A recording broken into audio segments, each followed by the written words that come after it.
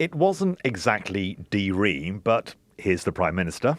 Being honest with people about the choices that we face, how tough this will be.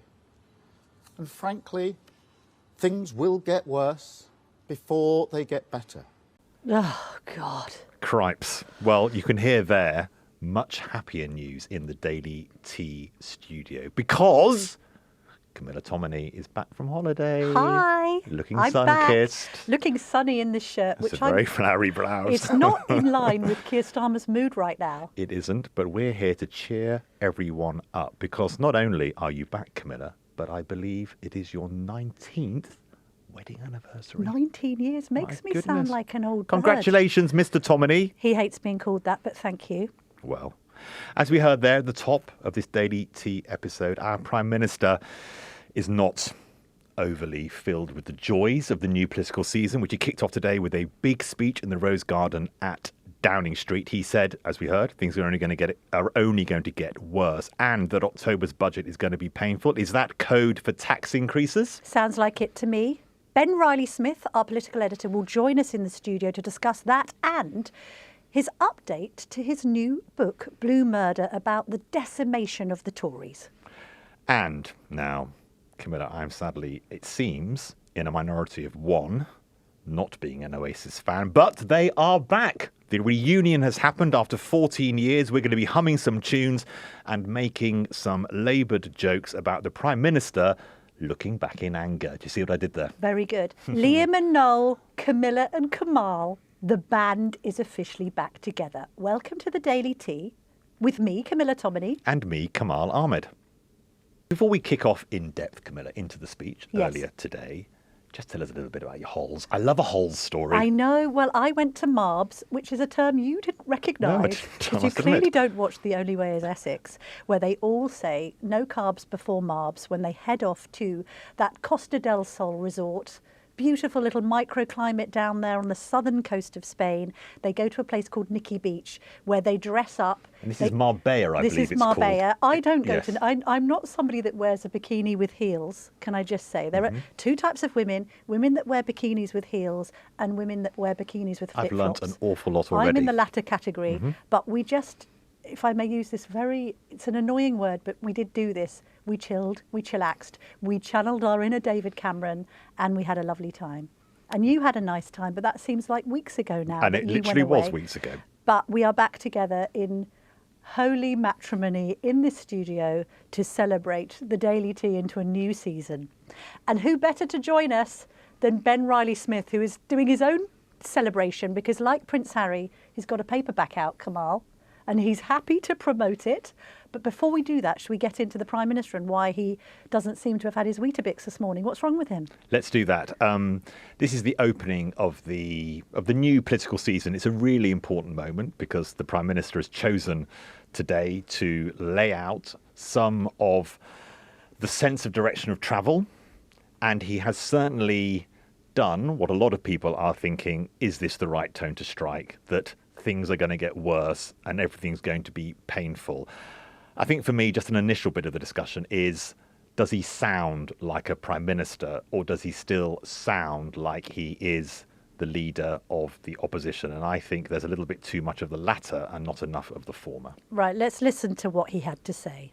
When there's a deep rot at the heart of a structure, you can't just cover it up. You can't just tinker or rely on quick fixes. You have to overhaul the entire thing.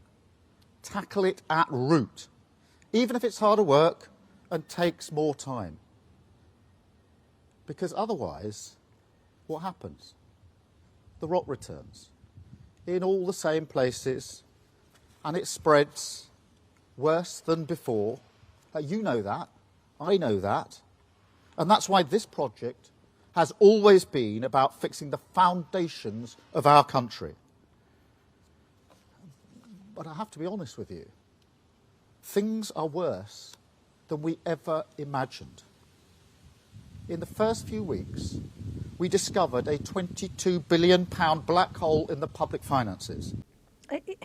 The tone is so patronising and frankly ridiculous, but I'll get on to what I think in just a moment. Ben, Do you think this is a wise political strategy?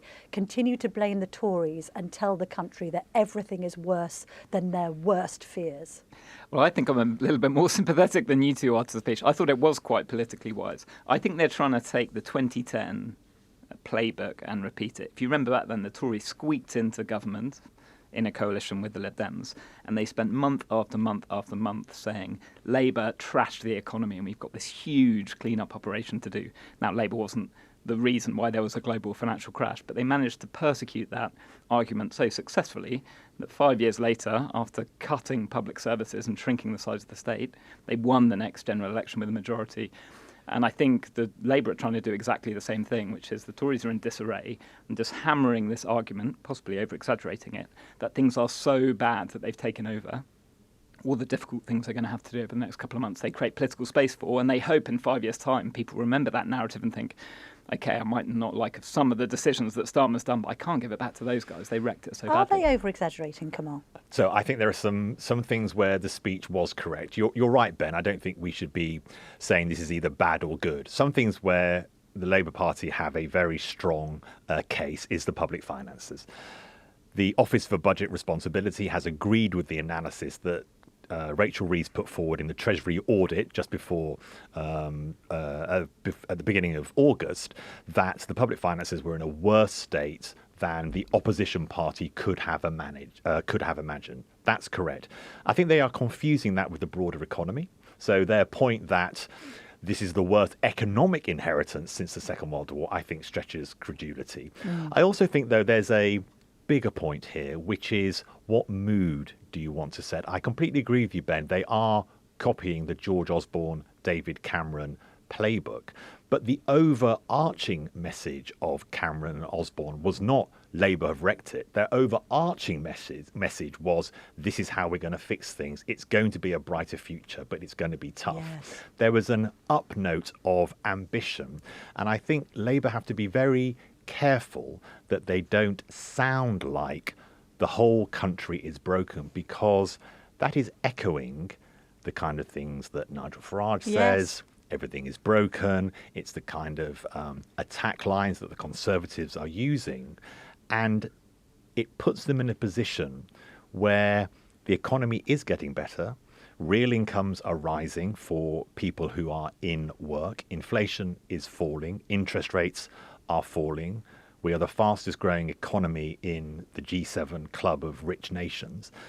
And if British people are feeling a little better, but the Prime Minister keeps telling you things are getting worse, that disconnect, the public then think, oh, all politicians are the same. Also, how do you grow wealth and how do you encourage inward investment if you keep on talking Britain down like this? I agree with what you're saying about the effective strategy that Osborne and Cameron adopted after the global financial crash.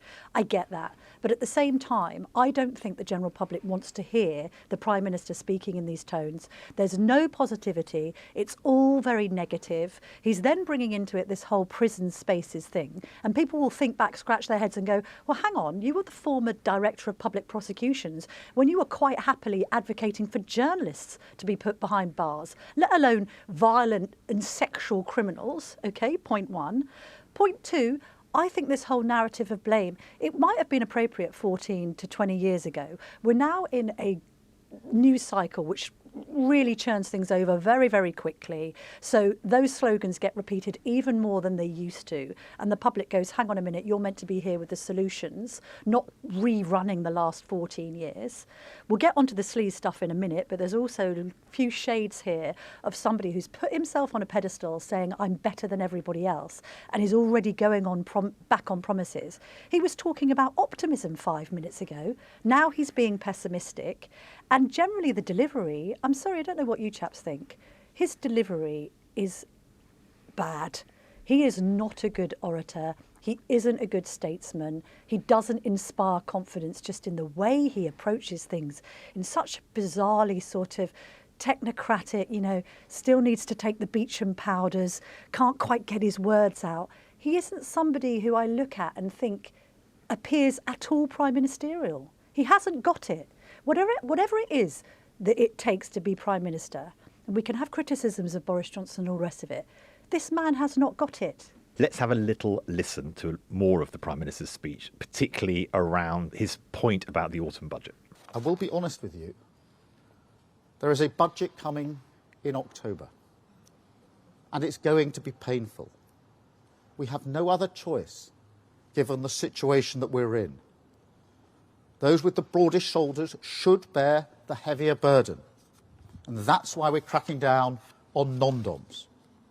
Those who made the mess should have to do their bit to clean it up, and that's why we're strengthening the powers of the water regulator and backing tough fines on the water companies that have let sewage flood our rivers, lakes and seas. But just as when I responded to the riots, I'll have to turn to the country and make big asks of you as well, to accept short-term pain for long-term good. Ben? I mean, this is obviously paving the way for tax cuts. People might look at him and go, well, you're making the choices. If you want to save a few billion, why don't you abandon your preposterously expensive green prosperity plan?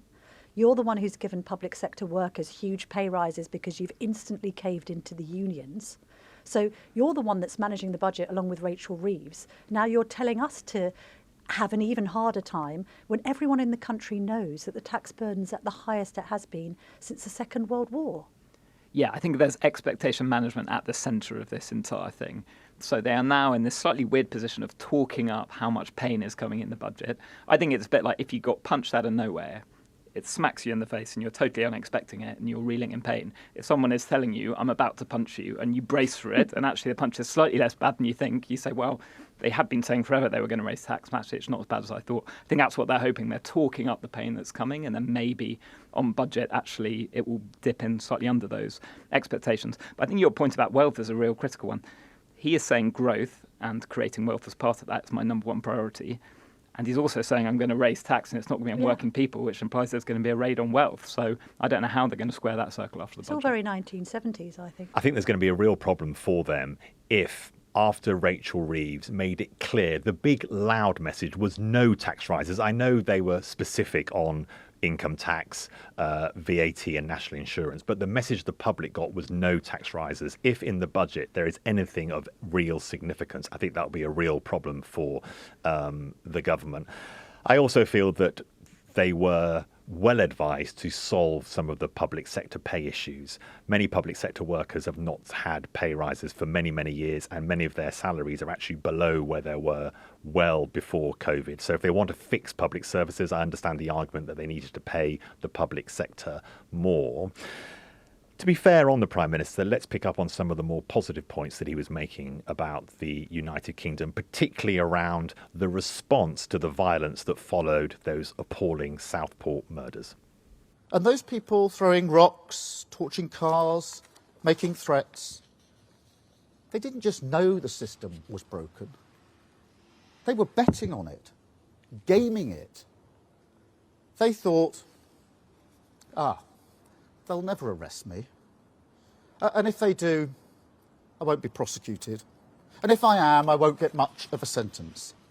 They saw the cracks in our society after 14 years of failure, and they exploited them. That's what we've inherited. Not just an economic black hole, a societal black hole. And that's why we have to take action and do things differently. There's still an oxymoron at the heart of what he's saying, even on law and order, though, because we get these stories today. The Telegraph's covered it extensively. You're going to get off if you say sorry. Nobody's prosecuting shoplifters anymore. I appreciate the prisons are full and have been for some time, and we can have a debate about whose fault that is. But at the same time, the public's hearing, well, you crack down quickly on the riots, but they're still given the impression that anyone responsible, not just for petty crime, sort of is allowed to get away with it. People listening to this will think, well, my house was burgled last week, or my bike was stolen, and the police did nothing. So there's mixed messages coming out of this government. OK, we've been tough on the rioters, but meanwhile we're letting serious criminals out of prison. But I think they would say there, wouldn't they? They've been in power for 2 months. I think it is reasonable for the Prime Minister to say these are the problems that we face. But I feel, Ben, is a lot more what your sense is about what Labour is trying to do here. Yeah, I suppose one criticism is if we were talking 3 weeks ago, 4 weeks ago, and you said the Prime Minister is going to do a major speech at the end of summer, you might have thought it's going to be addressing the riots head on, what he felt were the causes of them, what he needs to do to try to heal some of those wounds, while also making this distinction between legitimate protest and the criminality that was seen. Actually, the riots were a tiny bit in what was a political speech trying to hammer this argument about Tory inheritance. So I did think that was slightly curious that we haven't heard from the Prime Minister what he feels at length about the riots and what caused them. Yeah, he's never grasped that nettle. And he's been criticised for that, for not being the person who shows himself to be a Prime Minister of the United Kingdom rather than someone who's seeing dividing lines with an opposition, which I think is, again, back to this point that has he really found the new shoes he needs to walk in. I think, Camilla, to your point that you raise, which is about the holier than thou, let's think back to John Major and sleaze, and that John Major set himself up as the person. What was the phrase he used? I've forgotten. Back to basics. Back to basics. John Major set himself up. I was reminded of this when, to your point, Camilla, back to basics. And of course, every single issue of Conservative controversy, mostly around people having affairs, between 1992 and 1997 was a disaster for John Major personally. Keir Starmer has set himself up as the new moral guardian of the nation, the way he speaks, has that tone to it, this notion of public service, or we're going to be completely different. Then, of course, all the allegations that have been made around cronyism and you're hiring your mates and you're not following the process become more and more of a problem for him. Let's hear him dealing with some of the questions from the media on this issue.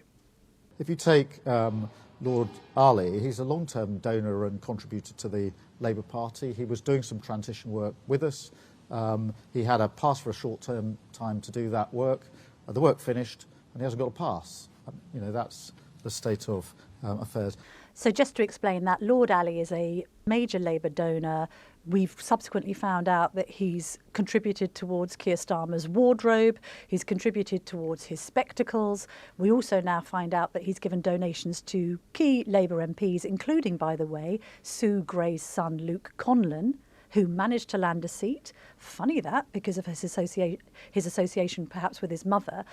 And Sue Gray's Keir Starmer's chief of staff. And we need to take it back to Sue Gray, because at the end of the day, some of the rot set in here with Sue Gray's appointment. I know the left likes to conveniently ignore all this, but it is extremely odd that this resolutely impartial civil servant suddenly got appointed. Oh, and by the way, the woman that investigated Boris Johnson for Partygate suddenly actually is revealed to be a partisan figure because she becomes chief of staff to Keir Starmer, and then lo and behold, her own son, who is revealed to be a Labour activist, ends up being selected, lo and behold, for a Labour seat that he again goes on to win on the back of donations by Lord Ali and others.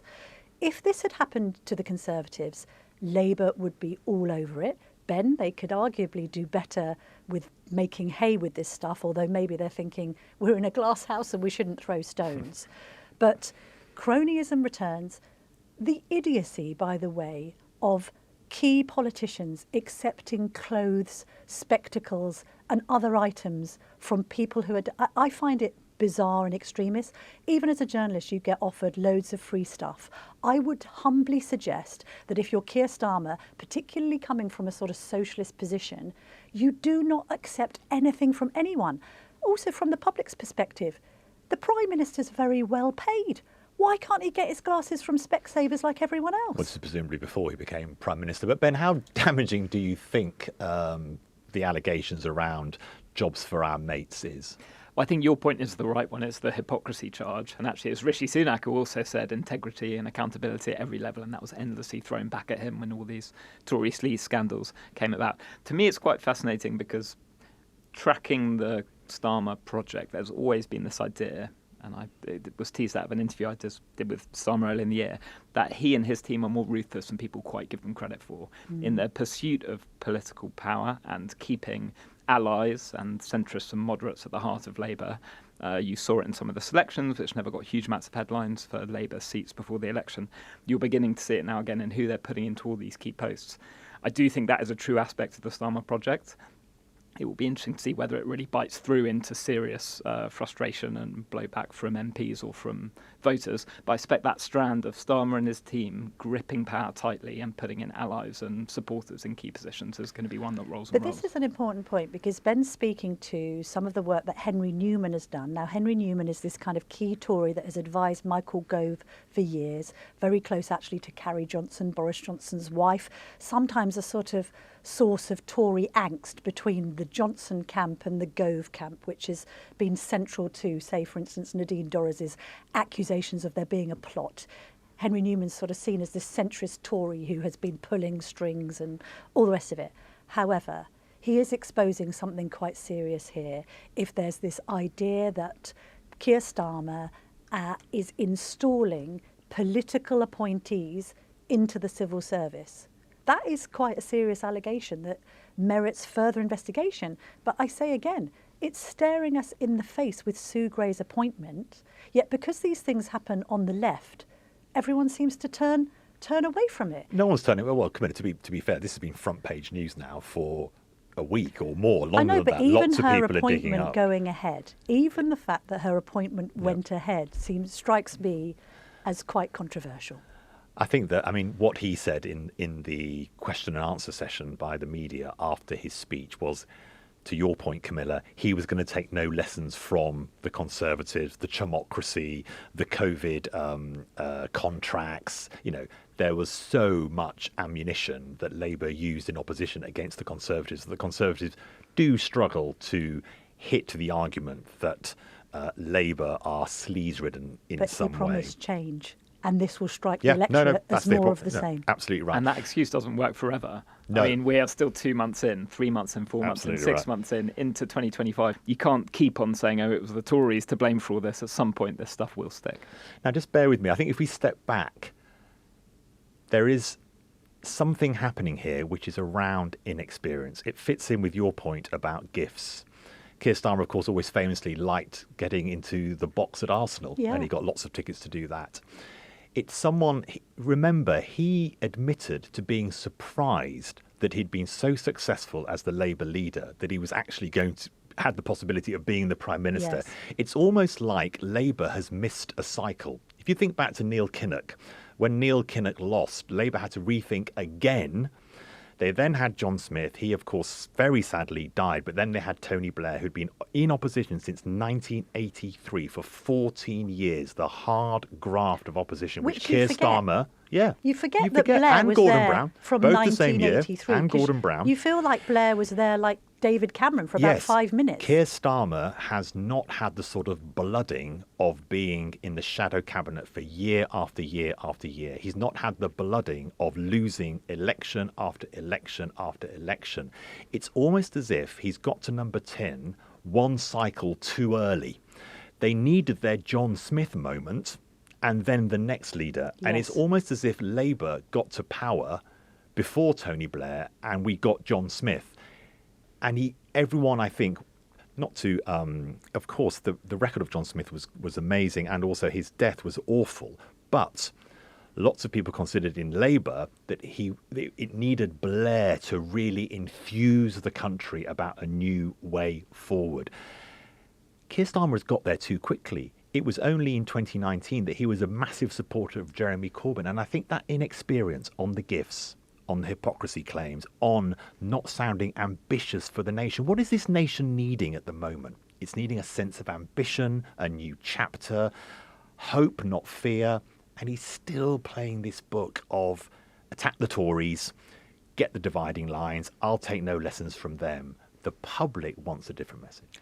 You've talked about blooding and being blooded there. I tell you who has been blooded, and that is the Conservative Party and its members. And coming up next, we're going to be speaking to Ben Riley-Smith, who has got his paperback edition of Blue Murder out. Unlike Prince Harry, who's coming up with the paperback edition of Spare, with no new chapter, Ben Riley-Smith has gone the extra mile because he's done an extra chapter on the election and the catastrophe that it was for Rishi Sunak. And we're going to be discussing that next. Ben, an updated version of your brilliant book, which I have read, and now there's a new bit of 11,000 words. But that's not actually that many. That's a lovely afternoon's read on a Sunday. Yeah. That's my dissertation, I've just realised, Yes. which took me months. But it's amazing when you're a journalist. You can just write this stuff quite You've got to easily. do it, deadline. But Ben, take us through, obviously the election is now in the past, but it is still vital that we understand why things happened and what the echoes are, what the important things that we still need to remember from that amazing period. Yeah, so this chapter is all about the election campaign and how it played out. Talked to 25 odd individuals, including all of Rishi Sunak's inner circle, most of them, trying to unpack all the interesting bits of the election. But I think when you think back, was it inevitable the Conservatives were going to lose? It was always going to be pretty tough to win. But the critical decision that a huge number of Tories are still furious about today is their decision to go in July. Yes. So they went in July, early in the summer. They could have waited all the way up to January 2025. So Rishi Sunak and his team deliberately went 6 months early.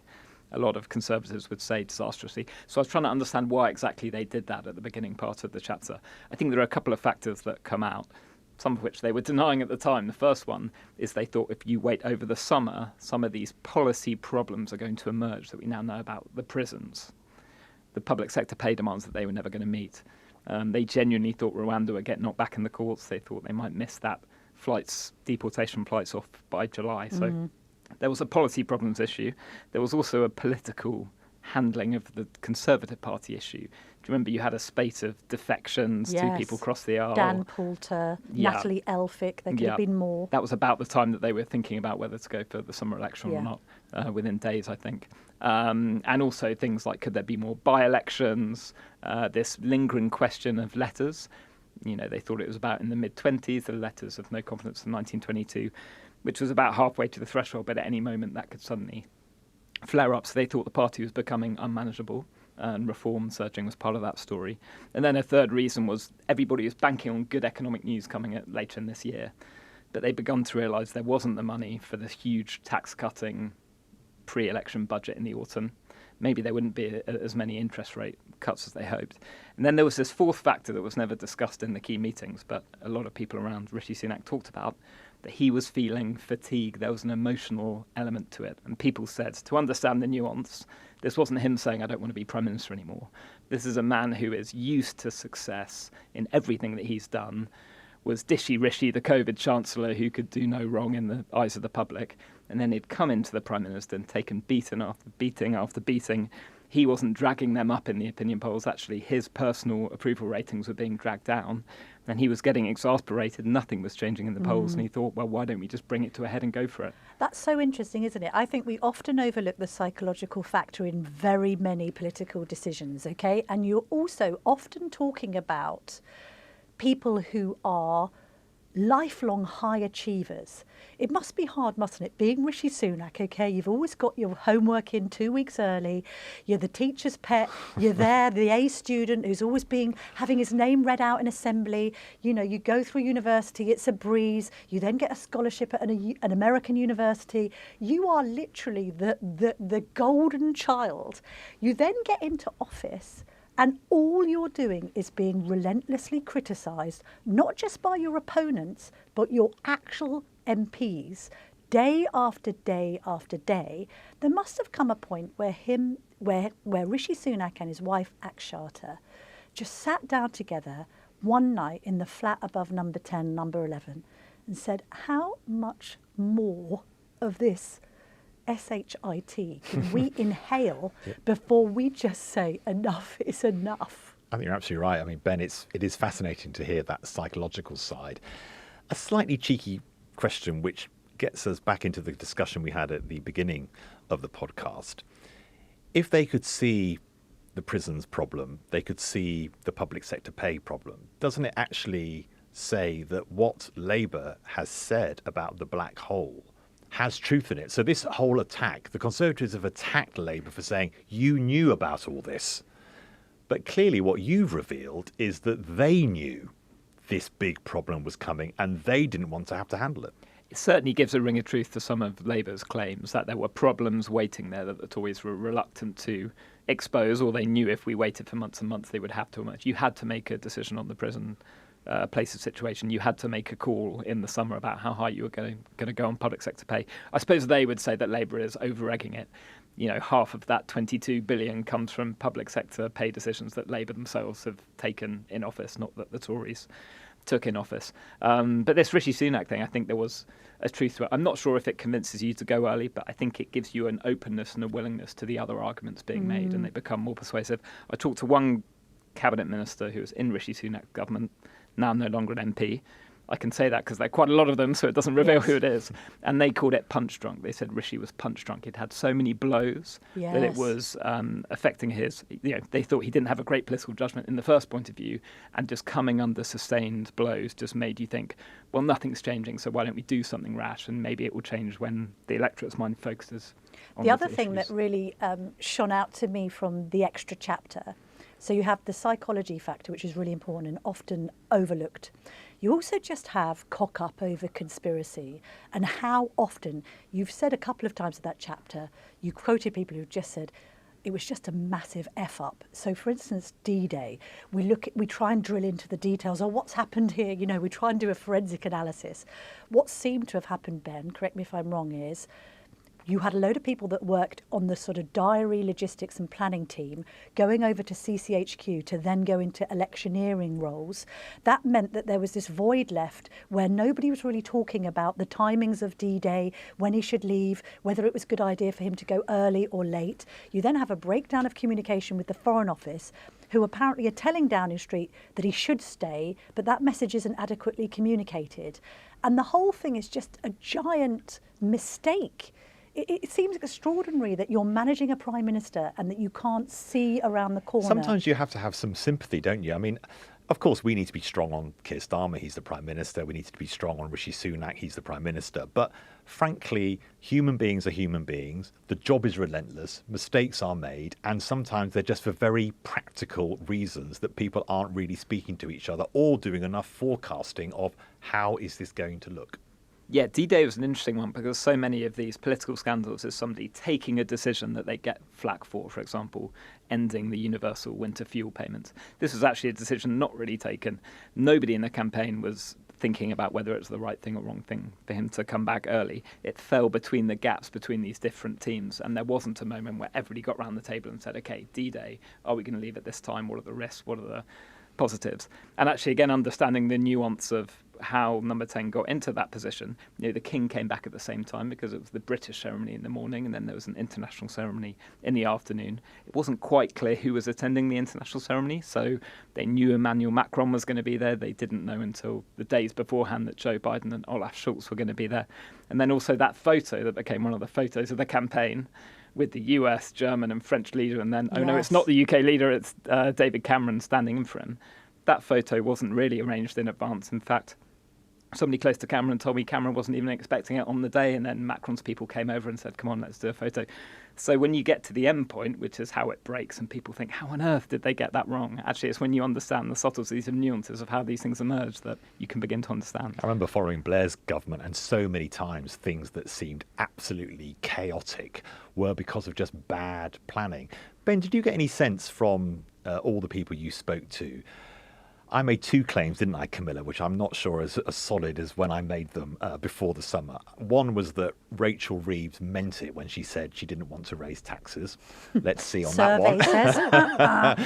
The second one was that Rishi Sunak meant it when he said he wanted to serve in this parliament, even if it was from the backbenchers. Do you get any sense, Ben, about what Rishi Sunak will do next? Is he itching, as many people believe, to fly off to America, to actually get out of politics in the UK? I think, Camilla, you make so many brilliant points about the fact that Rishi Sunak is not the type of person who seems to operate well in the crazy madness that is politics in the UK. Did you get any sense, Ben, of he's going to be off, he's not going to stick around until 2029? Well, I'll say one thing that is to his credit and that backs up your position is people said, look, within a week or two of the election, he would have stood down and he'll be off. He is still acting leader, and he's going to be acting leader till November. The election was in July. He could have said, as Cameron did when he lost the Brexit referendum, look, OK, that's it. Somebody else can be acting leader. I've got other stuff to do. He's not a long parliamentarian. When you think of Theresa May sticking around, you got this feeling that constituency was so central to her being. She'd risen up being a councillor and a backbench MP, and she genuinely she believed in the role of a backbench MP. But I do get the sense that integrity and honour, even though it was ridiculed when he put those at the centre of his Downing Street statement, are quite central to Rishi. And I think he would be really reluctant to be seen as cutting away and running. Ben, before you go, who's your money on for the final two in the Tory leadership race at this stage? Oh, God, I hate the bets. I always get the bets wrong. Sorry, well, Kamal's been making predictions. Let's get you to make one as well. Not very good ones, but okay, yes. I'll say one thing, which is I suspect that people will be thinking about who can lead them in the 2020s and hopefully government in the 2030s. I think the figures, who were huge figures from way back to 2010, have a real challenge to convince people to go for them. So I'm thinking of Priti Patel and James Cleverly.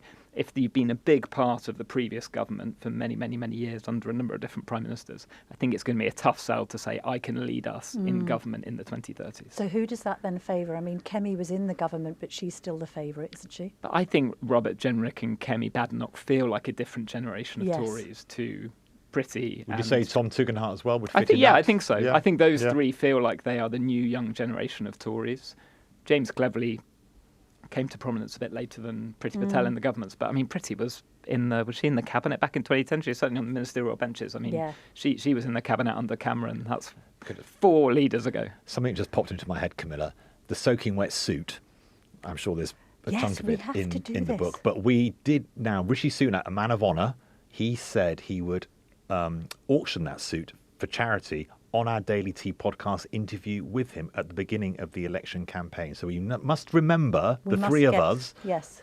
that was a promise made by this honourable man. Let's make sure it is followed Yeah. through. We need If to it's get him- dry yet, I mean, it's If it, probably it still may soaking. still be wet, that's right. We need to get him back in the Daily Tea studio. We do. Blue Murder, the rise and fall of the Conservative government from 2010 to 2024.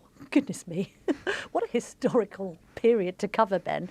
By Ben Riley Smith, is fully updated and out in paperback and audiobook this Thursday, August the 29th. Congratulations to you, Ben Riley Smith, and thank you for joining us on the Daily Tea today. Thank you so much for having me. Coming up next, we're going to talk about the Oasis reunion. I've got a question for you, Kamal. Which brother said this? He's the angriest man I've ever known. He's a man with a fork in a world full of soup. I don't think it's clear which brother said it to which. It could be either, isn't it? Isn't that the debate? Was it Noel to Liam or Liam to Noel? We'll reveal all next. Welcome back. Well, just on that greatest quote ever in rock history, he's the angriest man you'll ever meet. He's like a man with a fork in a world of soup.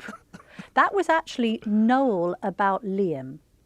How brilliant. But I think you could reverse it and say either, to be perfectly honest. Yes, because those two are so angry. I think the advice is to make sure you get the tickets for the first concert, because they may have split up by That's a the very good second point. one. That's a very good And point. I think a lot of people have been saying that they wish that the first concert was actually in Manchester, because, as we say, by the second one, they may have had another argument. But big news today, 8 o'clock this morning, Oasis are getting back together after splitting amidst many, many rows. Let's hear a little bit of the two brothers speaking about that. Or the two brothers reunited. We made people feel something that was indefinable.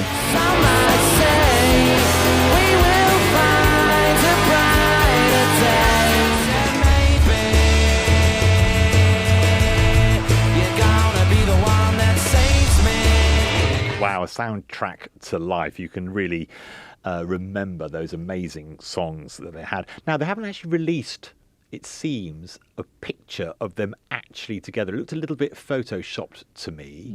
Have they not got back into a photo shoot? I mean, it could be tentative, all this. However, I mean, I listen to that, I feel nostalgic. Yes. Kamal, it's the soundtrack You of do. my teens. Definitely Maybe came out in 1994. I'd just started my A-levels. There's a big debate going on at school between Oasis and Blur. Yes, now, which side of that battle did you land? I actually landed on Blur's side. I think because of a kind of north-south divide thing, that I felt more loyalty to the London band than the Manchester one. And I fancied Damon Albarn. So, you know, that's the way it landed for me. Now, I And- believe, now, Camilla, I Yes. believe you've actually met Yes. Damon Albarn since. I have met him since. I met him on Andrew Marr's show when I was doing the newspapers. I think there's a photograph somewhere that we'll put on the Daily Tea Please do. socials of me looking very happy to be meeting him in that setting. Was he as happy? I don't think so, no. Okay. Also, by the way, I have another connection to Blur because when I appeared on Celebrity Mastermind a few years ago, Celebrity there Somewhat doing loosely. some... I was on Celebrity University Challenge with the Love same that. loose notion of what a celebrity I actually think is. Celebrity doing a lot of heavy lifting. And I was on with Dave Rowntree, who was the drummer from Blur, who ended up standing to be a Labour MP in the last election, didn't get his seat. Lovely chap. But I will say this, and this is actually, can I just bring Mr. Tomini, as you like to call him, into this conversation? Happy wedding anniversary, Thank Mr. you Tomini, so much. again. Because I did ask him about this, because he is much more of a muso than I am. He plays the guitar, he loves indie music, and he's much more sort of down with the sort of gossip around all this than I am. And I said to him, do we think this is a purely financial endeavour? My husband pointed out both of them have been through a few marriages. They've got divorce bills to pay. And he was saying this could go one of two ways. It could either be like Led Zeppelin getting together. They were riven by rows and disputes. They basically got together because they get millions of quid out of doing a UK and international tour. They don't produce another album because they don't like each other that much. They do the thing, they cash the money. Sorry, they do the thing, they bank the money and off they go. Or is this going to be something a bit more Verve-like, where they get back together and they do produce another album? But the trouble with that, Kamal, is if you look back to Definitely Maybe and What's the Story, Morning Glory, that was kind of the amazing Oasis era. Whisper It, Kamal. Some of the subsequent albums weren't actually that good. And there's some jeopardy here, because if they get back into the studio and produce something poor, not least because Blur reformed and produced another album that was actually quite highly acclaimed, if they get back and produce something poor, and some people say some of their later work with the High Flying Birds and all that as soloists wasn't very good, then they're not going to be back down with the kids as they want to be. And they do have a latter day following, because the Gen Zs, they actually like Oasis. It's not like us with our boomer parents celebrating the Rolling Stones getting back together and us going, oh, this is all a bit tragic. Mick Jagger's 112, what's he doing at Glastonbury? Actually, Oasis, my daughter, who's 15, she loves the idea of an Oasis reunion, which is a bit of a step forward, isn't it? We can thank social media for that. Endless clips of great riffs, great moments of guitar playing, great concerts on TikTok have really introduced a whole new audience to the amazing music that I grew up with, that you grew up with. Look what happened to Kate Bush. Yes, running up that hill. She was all the running way up to the that hill. bank now. I think it featured in Stranger Things, which repopularised But it. let's hear from you on this remarkable announcement this morning. So we had Michael Stewart. He says, I saw Oasis in the early 2000s in Aberdeen. It was excellent, but mostly because Liam went off halfway through with a sore throat and Noel did the rest on his own. That's a bit harsh to Liam. Liam was always my favourite of the two. I thought Noel often took himself a little too seriously. Liam was the one I thought perhaps that you'd want to go for a pint with, although you'd probably lose him halfway through the evening. Johnny Silverhand, possibly the best named Telegraph reader we've ever heard of, and sounds as if he might have been in a band one time or other And certainly himself. should be if he hasn't been. I would love to see them here in Wales next summer, but it'll be hard to get tickets with the scalpers buying them up. Why hasn't scalping been made illegal yet? It's just one big rip-off for a very few greedy and unscrupulous people. I do agree with this. It's all very well having these reunion tours, Kamal, but these tickets are harder to locate than the Elgin Marbles. Seriously, I mean, what are we going to do? All go on our computers on Friday or Saturday? You have to do that thing of refreshing. Oh, you're in a queue, but 300 other thousand people are too. It's like Taylor Swift. I can't get into any of these concerts, even with my connections, would you Even though believe? you're a celebrity Well, I and know. a close personal friend of Damon Albarn's. Well, It's yeah, unbelievable. I'm not sure if Damon Albarn will be going to this reunion tour, by the way. Very true. Well, look, congratulations to them. Let's hope it goes well. Let's hope they get through more than one gig. Will we get tickets, Kamal? Definitely. Maybe. Or will this gig cast a shadow, No, it's cast no shadow. So that pun doesn't work. Do you have any puns up your sleeve? No, you, I don't. You don't really like no, Oasis. I'm not a massive fan of Oasis. No. And frankly, I use my best joke at the beginning about the Prime Minister looking back in anger. That's yes, me done. That's a good one. But you have to dig out your soul and be here now on your computer to buy these tickets. I've run out of analogies. Do write in with any Oasis-flavoured jokes and anything else about the wonderful Daily Tea podcast at the Daily Tea at telegraph.co.uk. Do get in touch with us on socials, on X, Instagram and TikTok at Daily Tea podcast. We always love to I've just hear thought from of you. another pun. I'm and sorry. Camilla now I've given her enough time to think of another joke. My journey, on my pun journey, I've hit a wonder wall. I've bonged and I've run out. On that wonderful high note, do join us tomorrow, 5 o'clock.